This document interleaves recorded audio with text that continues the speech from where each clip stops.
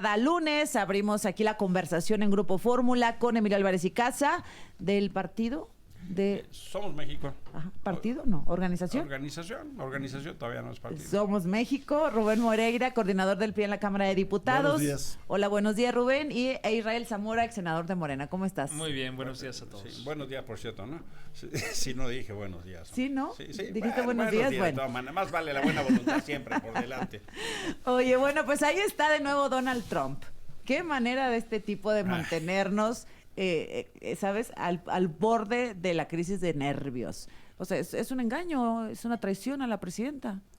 Pues bueno, lo de las tarifas al acero creo que es a nivel global. Cuando le hacen la pregunta, le dice él va a ser a todo el mundo y ya le preguntan, oiga, también a Canadá, también a México. Pues, y dijo sí. Pues sí. Y eso evidentemente viola lo que ya habíamos dicho, su palabra, porque él a través del TEMEC, uno de los efectos que tuvo era que se eliminara cualquier barrera arancelaria. Y evidentemente, pues esto es la estrategia que hemos visto, una estrategia de presión para negociar muy fuerte, muy agresiva. Vimos también su posición con lo de Gaza y es esta situación, lo del Golfo de México también. Entonces es algo que vamos a estar lidiando con eso los próximos 4 años, pero creo que el gobierno de México debe de esperar a que se formalice esto y por supuesto tomar medidas. Emilio, pues... Fíjate que pues es más o menos una crónica de una situación anunciada. En los términos de negociación es que México ganó el derecho a ser evaluado cada mes, ¿no? Y sí, que eso lo que va a pasar es que nos diga, como dijo ayer, dijo 2 cosas que hay que subrayar al estilo del personaje. Me refiero a Donald Trump. Primero es los aranceles para todos, incluidos México y Canadá. En el caso mexicano es un tema importante, la exportación del acero es muy significativa en el caso mexicano. Somos el tercer país y eso de suyo genera un impacto. Pero también deslizó Azucena, Canadá y México no están haciendo lo suficiente.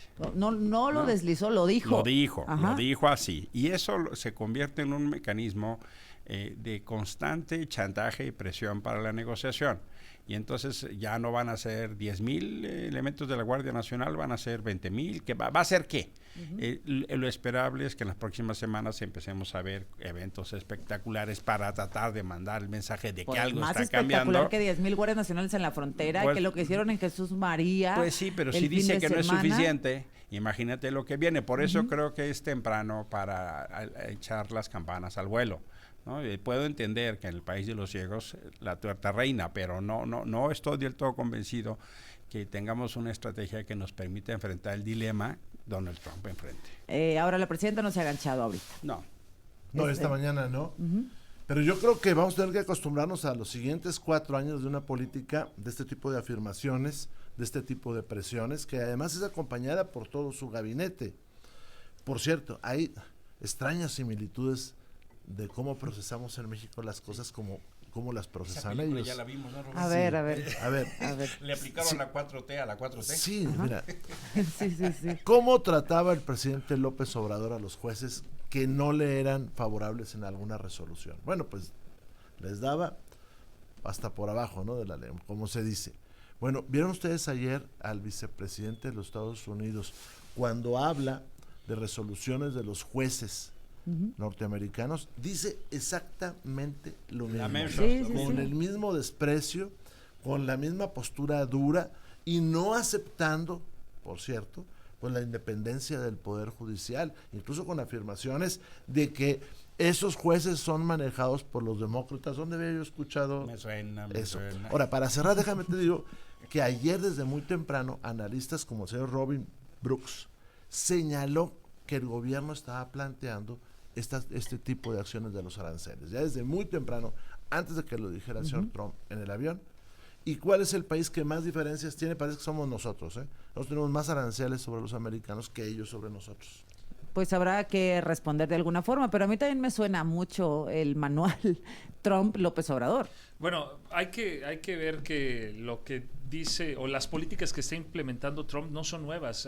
Tiene un asesor comercial que se llama Peter Navarro Y Peter Navarro tiene libros desde el 2012, 2011, en donde hablaba de la guerra contra China y decía que una de las medidas que debía tomar Estados Unidos era el proteccionismo y además la aplicación de tarifas.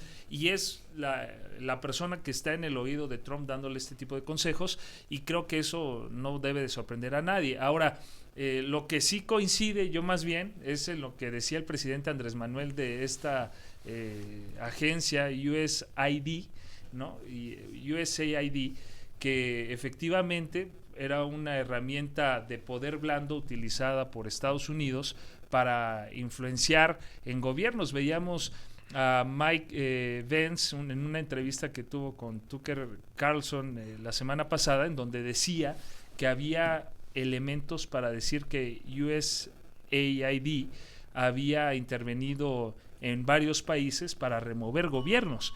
Entonces, eso sucedió aquí, lo que ha tomado o lo que ha dicho el propio Elon Musk acerca de la influencia de esta organización. Aquí lo vivimos con Mexicanos contra la Corrupción, lo que se había denunciado por el presidente Andrés Manuel. Entonces, creo que... No, sí, por eso te digo, los guiones son... Pues iguales. En eso ahí están los datos, que además son públicos ahora. Pero también los datos ve sobre a cuánta gente se ayuda humanitaria, vacunas, salud, VIH. Y el propio presidente Trump comentó algo, ¿no? Que había algunos casos excepcionales Pues que iban a sí, analizar, hombre. pero que sí habían detectado mucha corrupción. Esa corrupción hay que decir que se documentó. Ha habido muchos documentos en X que demuestran esa corrupción de esa igualito agencia. la película y el guión. Porque quieren desaparecer una agencia que los jueces ya empezaron a decir que no, despiden a los trabajadores pues infundios, porque no tienen demostración. Obama tumbó el avión. ¿No? Es así, Obama tumbó, es la agenda woke la que tumbó el avión, es decir, la misma narrativa de descalificación sin pruebas, la misma actitud arbitraria, la misma actitud de soberbia, de arrollar. A ver, por supuesto, como siempre, ¿no? Pasó con las guarderías, pasó con las estancias infantiles, con cantidad de cosas que decidieron anular por el asunto de la corrupción. Nunca persiguieron a nadie, nunca demostraron nada, pero eso sí, la narrativa de descalificación estuvo presente y sistemática. Esto está pasando con USAID. Y el fenómeno, por eso es tan interesante, porque es como el manual del populista, ¿no? Donald Trump, en realidad, la diferencia es que es el bully de la escuela, ¿no? Y aquí había un bully del salón. Y el fenómeno de entender cómo se están portando es tan importante en el espejo que nos vemos. Y para México también, porque ahora resulta otra vez que los migrantes son moneda de cambio. Este gobierno va a utilizar nuevamente, me refiero al gobierno de Sheinbaum, a los migrantes como moneda de cambio, como lo hizo López Obrador. A ver, yo sé que hay que hablar de este tema del nepotismo, de la no reelección, pero quiero saber qué van a hacer con Cuauhtémoc Blanco, Israel. Pues va a ser... Digo, ya vi que como su primer instinto es protegerlo. No, para nada. A ver, ¿cuáles son los antecedentes reales de la Cuarta Transformación? Primero, recordemos que hace 4 años se reformó el artículo 108 constitucional para que el presidente de la República pudiera ser sujeto a un procedimiento cuando se le acusara de la comisión de un delito, cualquier delito, no solo traición a la patria, sino cualquier delito, dice el artículo por el cual pudiera ser condenado cualquier mexicano. Entonces, si el propio presidente Andrés Manuel, como cabeza en ese momento del movimiento de Cuarta Transformación, fue el que promovió que él mismo podía ser sujeto a un procedimiento penal, básicamente en eso se resume esta Pero es que modificación. no los veo como... ¿Cuánto más? Y hay antecedentes, recordemos lo que sucedió también con un diputado de Puebla, y se llevó a cabo el desafuero y se le procesó. No quiere decir que esté diciendo yo que Cuauhtémoc Blanco sea culpable. Se tiene que Claro llevar que no. a cabo el procedimiento. Ahora hay que decir que lo que está sucediendo, incluso si tomara la Cámara de Diputados la decisión de desaforarlo, el propio artículo, me parece que es el 111 constitucional, establece que eso no prejuzga respecto de los fundamentos de si hubo la comisión de un delito o no.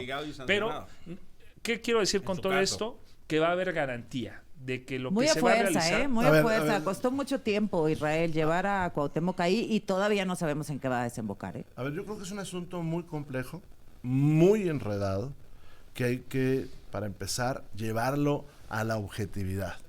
¿Por qué muy enredado? Por varias cosas. Mira, primera, bueno, pues es un diputado que tiene fuero. como dijo Israel, en las fechas recientes ha habido 3 diputados que se les ha retirado el fuero. O sea, de las 64 ahora ha habido 3 casos que se ha retirado el fuero para que puedan enfrentar la justicia. Pero también tenemos una comisión jurisdiccional donde hay una animadversión del presidente de la comisión jurisdiccional, que es de la instructora también, hacia el personaje que va a ser Pero cuestionado. es un voto de 5, Rubén. Es un voto de 5.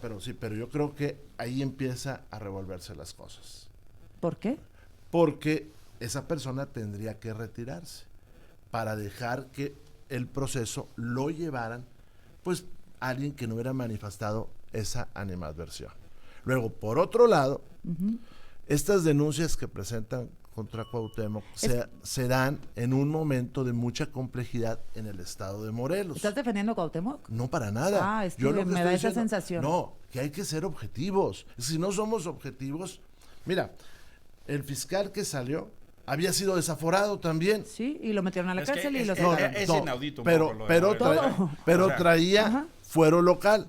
Ajá. Luego, esta denuncia es de hace años. ¿De 2022? Es una denuncia grave que se tiene que atender. Luego, en el momento en que va a salir, se presenta. Luego, en la jurisdiccional está este otro personaje. Lo que yo estoy diciendo, que quede claro, ni exonero ni no exonero, como lo dijo acá Israel, es que se tiene que hacer objetivo, se tiene que reducir las tensiones y que se vea con seriedad.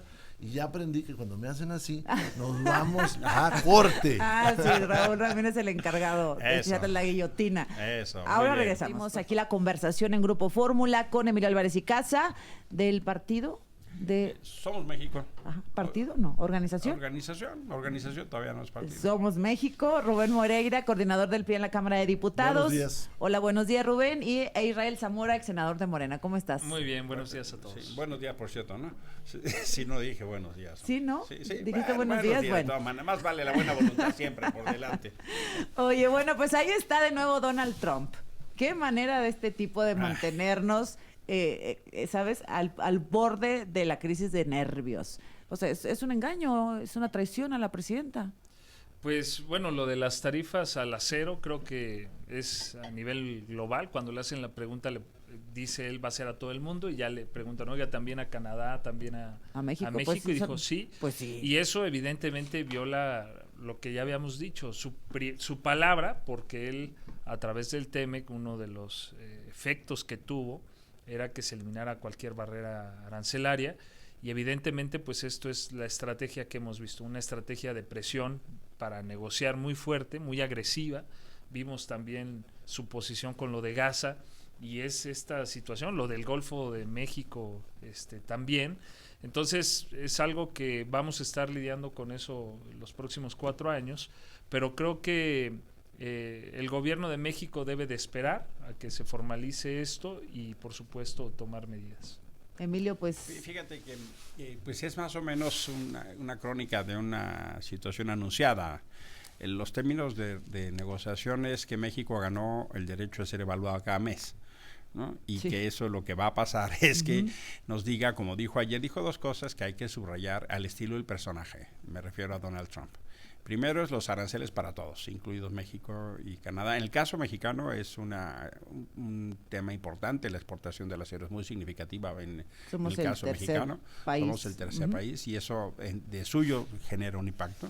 Pero también deslizó Azucena, Canadá y México no están haciendo lo suficiente. No lo deslizó, lo dijo. Lo dijo así. Y eso se convierte en un mecanismo de constante chantaje y presión para la negociación. Y entonces ya no van a ser 10,000 elementos de la Guardia Nacional, van a ser 20,000. ¿Va a ser qué? Lo esperable es que en las próximas semanas empecemos a ver eventos espectaculares para tratar de mandar el mensaje de Pues que algo más está espectacular cambiando. que 10,000 guardias nacionales en la frontera, Pues, que lo que hicieron en Jesús María. Pues sí, pero el si fin dice de que no es semana. suficiente, imagínate lo que viene. Por eso creo que es temprano para echar las campanas al vuelo, ¿no? Puedo entender que en el país de los ciegos la tuerta reina, pero no estoy del todo convencido que tengamos una estrategia que nos permita enfrentar el dilema Donald Trump enfrente. Ahora la presidenta no se ha aganchado ahorita. No. No, esta mañana no. Pero yo creo que vamos a tener que acostumbrarnos a los siguientes 4 años de una política de este tipo de afirmaciones, de este tipo de presiones, que además es acompañada por todo su gabinete. Por cierto, hay extrañas similitudes de cómo procesamos en México las cosas como las procesan ellos. Ya la vimos, ¿no, Rubén? A ver, a ver. A ver, Le aplicaron la 4T a la 4T. sí, mira, Sí. ¿cómo trataba el presidente López Obrador a los jueces que no le eran favorables en alguna resolución? Bueno, pues les daba hasta por abajo, ¿no? De la ley, como se dice. Bueno, ¿vieron ustedes ayer al vicepresidente de los Estados Unidos cuando habla de resoluciones de los jueces norteamericanos? Dice exactamente lo mismo, Sí. con el mismo desprecio, con la misma postura dura y no aceptando, por cierto, pues la independencia del Poder Judicial, incluso con afirmaciones de que esos jueces son manejados por los demócratas. ¿Dónde había yo escuchado Me suena. eso? Ahora, para cerrar, déjame te digo que ayer desde muy temprano, analistas como el señor Robin Brooks señaló que el gobierno estaba planteando este tipo de acciones de los aranceles. Ya desde muy temprano, antes de que lo dijera el señor Trump en el avión. ¿Y cuál es el país que más diferencias tiene? Parece que somos nosotros, ¿eh? Nosotros tenemos más aranceles sobre los americanos que ellos sobre nosotros. Pues habrá que responder de alguna forma, pero a mí también me suena mucho el manual Trump-López Obrador. Bueno, hay que ver que lo que dice o las políticas que está implementando Trump no son nuevas. Tiene un asesor comercial que se llama Peter Navarro, y Peter Navarro tiene libros desde el 2012, 2011, en donde hablaba de la guerra contra China y decía que una de las medidas que debía tomar Estados Unidos era el proteccionismo y además la aplicación de tarifas. Y es la persona que está en el oído de Trump dándole este tipo de consejos, y creo que eso no debe de sorprender a nadie. Ahora, lo que sí coincide, yo más bien, es en lo que decía el presidente Andrés Manuel de esta agencia USAID, ¿no? Y USAID, que efectivamente era una herramienta de poder blando utilizada por Estados Unidos para influenciar en gobiernos. Veíamos a Mike Pence en una entrevista que tuvo con Tucker Carlson la semana pasada, en donde decía que había elementos para decir que USAID había intervenido en varios países para remover gobiernos. Entonces, eso sucedió aquí, lo que ha tomado o lo que ha dicho el propio Elon Musk acerca de la influencia de esta organización. Aquí lo vivimos con Mexicanos contra la Corrupción, lo que se había denunciado por el presidente Andrés Manuel. Entonces, creo que... No, sí, por eso te digo, los guiones son pues iguales. en eso ahí están los datos, no que además duda. son públicos ahora. Pero también y en los datos sobre a cuánta gente se ayuda humanitaria, vacunas, salud, VIH. Y el propio presidente Trump comentó algo, ¿no? Que había algunos casos excepcionales Pues que iban sí, a analizar, hombre. pero que sí habían detectado mucha corrupción. Esa corrupción hay que decir que se documentó. Ha habido muchos documentos en X que demuestran esa corrupción de Es esa igualito agencia. la película y el guión. Porque quieren desaparecer una agencia que los jueces ya empezaron a decir que no, despiden a los trabajadores sin fundios, porque no tienen demostración. Obama tumbó el avión. No, es así, Obama tumbó, es la agenda woke la que tumbó el avión, es decir, la misma narrativa de descalificación sin pruebas, la misma actitud arbitraria, la misma actitud de soberbia, de arrollar. A ver, por supuesto, como siempre, ¿no? Pasó con las guarderías, pasó con las estancias infantiles, con cantidad de cosas que decidieron anular por el asunto de la corrupción. Nunca persiguieron a nadie, nunca demostraron nada, pero eso sí, la narrativa de descalificación estuvo presente y sistemática. Esto está pasando con USAID. Y el fenómeno, por eso es tan interesante, porque es como el manual del populista, ¿no? Donald Trump, en realidad, la diferencia es que es el bully de la escuela, ¿no? Y aquí había un bully del salón. Y el fenómeno de entender cómo se están portando es tan importante en el espejo que nos vemos. Y para México también, porque ahora resulta otra vez que los migrantes son moneda de cambio. Este gobierno va a utilizar nuevamente, me refiero al gobierno de Sheinbaum, a los migrantes como moneda de cambio, como lo hizo López Obrador. A ver, yo sé que hay que hablar de este tema del nepotismo, de la no reelección, pero quiero saber qué van a hacer con Cuauhtémoc Blanco, Israel. Pues va a ser... Digo, ya vi que como su primer instinto es protegerlo.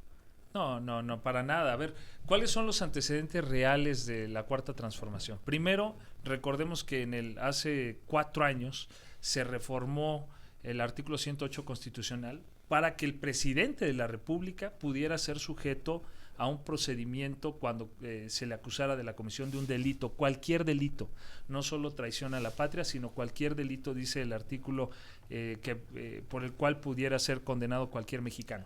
Entonces, si el propio presidente Andrés Manuel, como cabeza en ese momento del movimiento de Cuarta Transformación, fue el que promovió que él mismo podía ser sujeto a un procedimiento penal, básicamente en eso se resume esta Pero es que modificación. no los veo como... ¿Cuánto más? Y hay antecedentes, recordemos lo que sucedió también con un diputado de Puebla, y se llevó a cabo el desafuero y se le procesó. No quiere decir que esté diciendo yo que Cuauhtémoc Blanco sea culpable. Qué se esperanza. tiene que Claro llevar que a no. cabo el procedimiento. Ahora hay que decir que lo que está sucediendo, incluso si tomara la Cámara de Diputados la decisión de desaforarlo, el propio artículo, me parece que es el 111 constitucional, establece que eso no prejuzga respecto de los fundamentos de si hubo la comisión de un delito o no. Pero, ¿qué quiero decir con todo esto? Que va a haber garantía de que lo Muy que a se va a fuerza, realizar... muy A a ver, fuerza. a ver. Costó mucho tiempo, Israel, llevar a Cuauhtémoc ahí y todavía no sabemos en qué va a desembocar, ¿eh? A ver, yo creo que es un asunto muy complejo, muy enredado, que hay que, para empezar, llevarlo a la objetividad. ¿Por qué muy enredado? Por varias cosas. Mira, primera, bueno, pues es un diputado que tiene fuero. Como dijo Israel, en las fechas recientes ha habido 3 diputados que se les ha retirado el fuero. O sea, de las 64 ahora ha habido 3 casos que se ha retirado el fuero para que puedan enfrentar la justicia. Pero también tenemos una comisión jurisdiccional donde hay una animadversión del presidente de la comisión jurisdiccional, que la es de la instructora también, hacia el personaje que va a ser Pero cuestionado. es un voto de 5, Rubén. Es un voto de 5. Pero yo creo que ahí empieza a revolverse las cosas. ¿Por qué? Porque esa persona tendría que retirarse para dejar que el proceso lo llevaran, pues, alguien que no hubiera manifestado esa animadversión. Luego, por otro lado, estas denuncias que presentan contra Cuauhtémoc se dan en un momento de mucha complejidad en el estado de Morelos. ¿Estás defendiendo a Cuauhtémoc? No, para nada. Es que Yo lo me estoy da esa diciendo, sensación. No, que hay que ser objetivos. Si no somos objetivos, mira, el fiscal que salió había sido desaforado también. Sí, y lo metieron a la cárcel y lo es sacaron. inaudito un pero, poco lo de pero, Morelos. pero O sea, traía Ajá. fuero local. Ajá. Luego, esta denuncia es de hace años. ¿De 2022? Es una denuncia grave que se tiene que atender. Luego, en el momento en que va a salir, se presenta. Luego, en la jurisdiccional está este otro personaje. Lo que yo estoy diciendo, que quede claro, ni exonero ni no exonero, como lo dijo acá Israel, es que se tiene que hacer objetivo, se tiene que reducir las tensiones y que se vea con seriedad. Y ya aprendí que cuando me hacen así, nos vamos a corte. Ah, sí, Raúl Ramírez es el encargado de Eso. echarle la guillotina. Eso, muy Ahora bien. regresamos. Lo de Cuauhtémoc Blanco, pues ahí quedamos. Tú dices que se vaya Hugo Eric. No, yo digo que se haga un Excuse. proceso pulcro. Y eso implica que Hugo Eric se excuse. Excuse de ese asunto nada más, para que sea pulcro. Y otras cosas que hay que poner pulcritud. Bueno, Pero ahora, hay una denuncia que hay que tomarla en serio, ¿eh? Una de muchas que se dicen que muchas, habrá, no, ¿eh? no, que hay. La vía O sea, hay la 10 vía carpetas de correcta, investigación en contra Pero de me refiero Cuauhtémoc que Blanco. lleguen a la Cámara. Pues sí. Él puede someter, como se hace en la Corte, preguntar si considera que hay conflicto de intereses y que sus pares determinen. Entonces él queda exento. Y sus pares pues es pueden una buena determinar. No, seguro, pues, que sus lo va- que pares lo va a pueden solicitar. decir en la comisión, es que se somete a la comisión. Si lo acusan de Consideran que hay violador, no de conflicto no de interés. Ajá. Entonces, si sus No, pares se refiere a dicen Hugo sí Eric. a Hugo Eric. Por eso, pero si Cuauhtémoc pide que se excuse Hugo Eric por conflicto de interés. No, estoy diciendo distinto. otra cosa. Lo que yo estoy diciendo es que Hugo Eric puede someter a sus pares de la comisión si consideran que hay conflicto de intereses o no. Y sus pares determinan. Ese es el procedimiento que se utiliza en la Corte, para que los pares sean los que califiquen de manera que la decisión quede blindada. Eso puede ser un procedimiento muy pulcro que resuelva, pero lo que sí es un hecho es que se tienen que generar las condiciones de un personaje tan controvertido. Por el amor de Dios, nada más hay que ir tantito a Morelos y preguntar qué opinan del gobierno de Cuauhtémoc Blanco. La verdad de las cosas es que me quedo solo con la Auditoría Superior de la Federación o lo que dijo la gobernadora Margarita González Arabia. Me quedo con eso. Pero en este caso, además hay una denuncia de violación. ¿Sí es un espejo de congruencia para Morena? Sí. Por todo lo que ha dicho Claudia Sheinbaum, por todo lo que ha dicho Margarita González Arabia. En este caso hay una agravante, que es una media hermana, que tendría que investigarse. No es un atenuante, es un agravante. Y por eso tendría que generarse condiciones, por lo menos, para investigar. Bueno, tengo entendido que ya el miércoles se van a reunir para atender este asunto. Bueno. Y el próximo lunes Raúl te informa. El miércoles Hugo Eric nos informará aquí. Vamos a ver qué dicen. Oye, nepotismo y no reelección. Esas son las nuevas propuestas o las nuevas protestas de reforma que hace la presidenta Claudia Sheinbaum. ¿Hagas el nepotismo, el no nepotismo en las huellas de mi compadre o qué? Porque Morena, qué bárbaros, están lucidos con esto del nepotismo, ¿no? Un poco sí. Pues es el partido que lo está promoviendo. A ver, te explico rápido. Para que proceda. Venga, señor. La iniciativa se dice que llegó a la Cámara de Senadores, no ha sido publicada en la Gaceta. El texto que conocemos no es muy pulcro, por cierto, y tiene algunos errores históricos. Ahora, ¿qué es nepotismo en este país hasta ahora? Que una persona designe a otra que va a estar bajo su instrucción en temas laborales, administrativos, dentro, por cierto, de la administración pública. ¿A qué se refiere entonces la presidenta? A que en las elecciones no puedan coincidir personas en los cargos. Me parece muy bien, nada más que eso no lo decide la persona, lo decide la gente. Ahí tú dices, bueno, pero puede influir. No, entonces es una falta, un problema de la democracia. Y yo también te pudiera decir que pueden influir sin ser parientes. Ahora, si tú lo que te refieres, porque fue lo que le dijiste acá a Israel, es a la concentración de poder, eso la iniciativa no lo habla. La concentración del poder no lo habla. Y en este país se está concentrando el poder en ciertas personas y ciertos grupos. Termino. ¿Para quién entonces es el mensaje? Porque no estás quitando la concentración del poder. Entonces es una narrativa política. Y hay un mensaje además para 2, 3 personas de Morena donde pudiera ser la posibilidad de que se diera ese fenómeno. ¿Tan? ¿Para quiénes? Pues, ¿qué te parece, Guerrero? Pero a ver, pues Guerrero sería lo que estás diciendo. O sea, si a Félix Salgado Macedonio lo vota el pueblo... No, pero el mensaje de la iniciativa, me refiero. La iniciativa. ¿Qué dice la iniciativa Pues, respecto al nepotismo? La iniciativa lo que prevé es que ninguna persona que tenga un vínculo consanguíneo pueda suceder político también. a la persona que sí, también ocupe un cargo de afinidad también. Sí, entonces no pueda sucederlo en el siguiente mandato inmediato, digamos. Sí puede pasar un mandato un periodo intermedio. Un periodo intermedio y volver a participar. Pero a ver, tú dices que eso no es nepotismo. mencionaban a Félix Salgado Macedonio. Yo quiero tomar el tema de Félix, porque él mismo acaba de hacer un video la semana pasada en donde dijo, yo voy a apoyar la iniciativa de la presidenta. Pues, la esencia del nepotismo hasta ahora es que contrates como subordinado y dentro del presupuesto a un familiar. Ese es ahora. ¿Por qué eso no se daba en lo político? Porque el que decide es la gente en la votación. Tú te sonríes y me dices, bueno, pero la influencia del que deja al otro, para ser claros, bueno, también esa puede darse sin que sean familiares. Ese es un defecto de la democracia, que es distinto. O sea, Evelyn Salgado, hija de Félix Salgado, pues sí, tiene acceso a presupuesto, programas sociales, información privilegiada. También lo puede tener cualquier otra persona si el gobernante lo quiere. Ahora, ese es un defecto de la democracia. Ataquemos ese defecto de la democracia. Ahora, se quiere poner eso de que no puede haber ese tipo de sucesiones, pues adelante, ellos tienen mayoría. Pero eso no termina con la concentración del poder. Es una cosa muy distinta a la concentración del poder. ¿Qué pasa con los señores Batres? ¿Qué pasa con la familia alcalde? Si a esas Monreal. nos vamos. Si a esas nos vamos. Entonces, ¿qué es lo que quieren? ¿Qué es lo que quieren? Eso es lo que no sabemos. Mira, o sea, están los Monreal, los Batres, los alcalde. Y una lista larga. El hermano Mario Delgado y su hermano diputado, y así te puedes ir a los estados y sucesivamente. Los mismos señores López Obrador. Yo creo que la pregunta es ¿por qué la presidenta quiere promover la no reelección? Y yo creo que hay 2 disparadores. La primera es que yo veo en esa una decisión de intentar meter con más fuerza la mano para la decisión de quién forma las diputaciones en 27. Hoy por hoy la presidenta tuvo pocos elementos para formar eso. Pero también la pregunta es, ¿y por qué entonces la reelección no sirvió? Y la verdad de las cosas es que se pretendía que la reelección fuera un premio, un estímulo de la gente votando. Así es. Pero el problema es que el acceso a la boleta está controlado.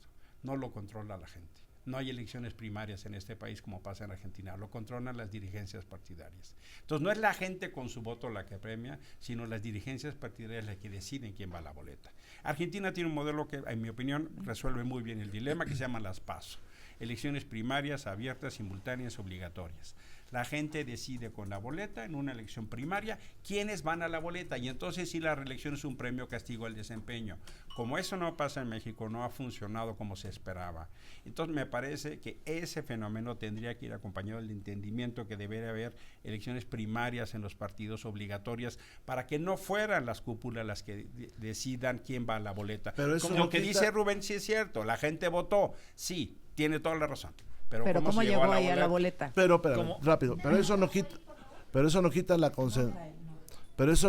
concentración del poder. Eso es cierto. O sea, eso es cierto. o sea, eso- Esto es un argumento complementario. Pero eso, sí espérame, no, fortalece. eso no quita la concentración del poder. Y segundo, yo he visto mucha gente que va a elección y pierden reelección. Y he visto a muchos que son familiares que van a elección y pierden elección. En el caso de Morelos eso fue, ¿eh? Iba compitiendo también el hijo de Graco y perdió. Nosotros lo que creemos es que estas dos reformas van a venir a fortalecer el sistema democrático en el país y va a permitir que precisamente no se dé la concentración de poder en los grupos que mencionaba Rubén.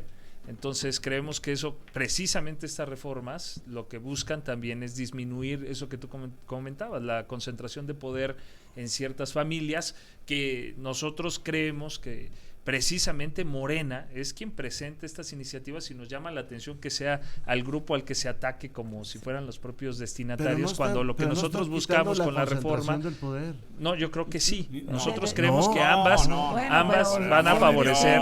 Es distinto. O sea, esto que llaman nepotismo de suceder a un Moreira con otro Moreira, eso es lo que están tratando de evitar. A un Salgado por otro Salgado. Quien sea. A un López Obrador por otro López Obrador. Por ejemplo. Eso es lo que quieren evitar. Es lo que se está buscando. Oye, perdóname, Rubén, ya lo hablé contigo antes. Está Hugo Eric Flores en la línea. ¿Te parece bien? No, que adelante, nos dé su adelante, opinión. adelante. Diputado, gracias de nuevo. ¿Cómo está? Buenos días. ¿Qué tal? Muy buenos días, Azucena, nuevamente. Aquí con nosotros Israel Zamora, Emilio Álvarez y Casa, Rubén Moreira, que insiste, diputado, en que para que el procedimiento contra Cuauhtémoc Blanco sea objetivo, usted tendría que separarse de la comisión. Bueno, pues evidentemente el diputado tendrá que demostrar que no será objetivo. Es como si cuando él era parte de la sección instructora le hubiéramos dicho, pues no es objetivo porque pues usted es amigo de el hoy senador, en ese momento diputado Alito Moreno, entonces pues excúsese. Es exactamente la misma situación. Entonces pues evidentemente nos excusó y llama la atención que hoy él esté pidiendo esto. A ver, ¿me dice usted que no es, Rubén? Es que no es la misma situación. Primero porque aquella resolución se tomó porque un juez declaró que las pruebas no existían, y esa se comunicó por parte del señor procurador de Campeche o procuradora de Campeche a la Cámara, a la Secretaría General. No, acá de lo que se trata es distinto. Y no solamente es el caso de Hugo Eric, yo creo que el tema se tiene que volver más objetivo, está muy revuelto. Y no es de que se separe de la comisión instructora, es de que ese asunto no lo atienda, y eso va a generarle certeza al asunto. Pero además, como se dijo hace unos minutos, lo puede consultar al resto de la comisión jurisdiccional. Si el resto de la comisión jurisdiccional dice no hay problema, pues él queda exento. El tema es que va a ser un asunto muy delicado y que lo mejor que puede suceder es que se tome de la manera más objetiva. Ese es el asunto. La pregunta a Hugo Eric es, ¿usted tiene diferencias con Cuauhtémoc? Si no las tiene, las diferencias, y va a ser objetivo cuando resuelva, y el resto de la comisión jurisdiccional dice que no hay problema, hombre, pues adelante. A ver, diputado, usted tiene diferencias con Cuauhtémoc conocidas, dice que aún así será objetivo y podría ponerlo a consideración del resto de la comisión. Mira, aquí hay principios, Azucena, sí, de conducirse con legalidad, con imparcialidad, con transparencia, De no hacerlo así, yo también sería sujeto a responsabilidades. Quien me conoce en mi vida profesional como abogado y también en mi vida pública, sabe que en estos momentos yo actúo en nombre de una institución que no podría yo poner. Flores, por mantenerse en la línea. Perdón, diputado, me agarró el corte. Lo sigo escuchando para concluir, por favor. Le preguntaba Sí, el cómo no, diputado con mucho Moreira. gusto. Ajá. Mira, por cierto, tampoco yo vería ningún problema en solicitarle a la sección instructora que esto se revisara y que se decidiera ahí. Pero insisto, aquí hay principios que se tienen que seguir. Yo no voy a arriesgar una posición de carácter institucional, no siendo imparcial, objetivo. Evidentemente soy el presidente de la sección instructora y el propósito es que conduzcamos todo el procedimiento bajo estos principios. Rubén. Va, adelante. Bueno, gracias, diputado. Platicamos el miércoles. Gracias. Segurísimo que sí. Hasta luego. Gracias a los tres. Rubén, ¿algo que agregar? Nada más que regresemos a lo primero. Que tengamos en cuenta que en los siguientes 4 años nos van a traer atrapazos. Porque eso es lo que vivimos como país.